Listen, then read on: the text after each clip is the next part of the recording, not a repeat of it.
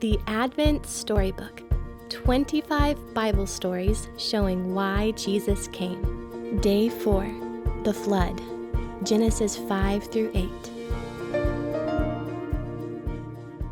This is like the days of Noah, for the mountains may depart, and the hills be removed, but my steadfast love shall not depart from you, and my covenant of peace shall not be removed, says the Lord, who has compassion on you. Isaiah 54, 9 through 10.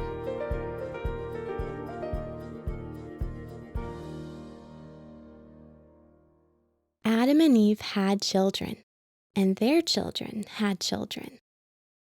Everyone hoped that one of these children would be the promised son, the one who would crush evil. Years went by, and people forgot about God's promise to rescue them. Many people even forgot God.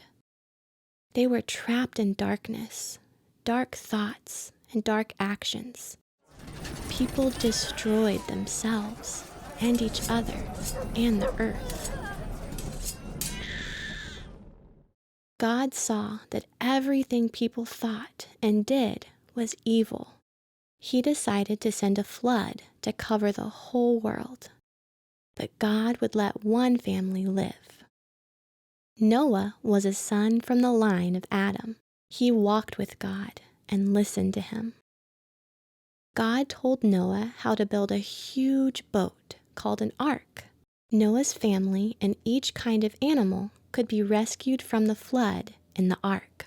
Noah believed God and he obeyed God. Noah built the ark exactly as God commanded.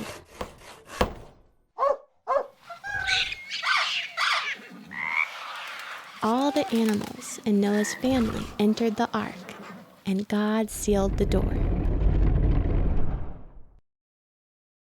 Then the rain came down,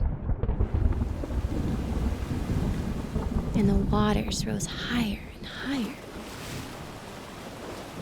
All the animals in Noah's family stayed inside for a very long time, months and months.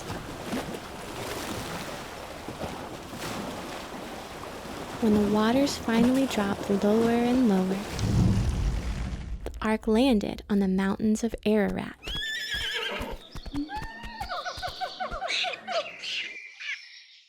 The people and animals left the ark.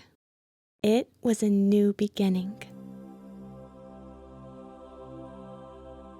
Noah made an altar and gave sacrifices to God, thanking him for his rescue. God promised that no matter how evil people became, he would never send another flood to destroy everything. God remembered the promise he had made to Adam and Eve. He set a rainbow in the sky to remind us of his promise.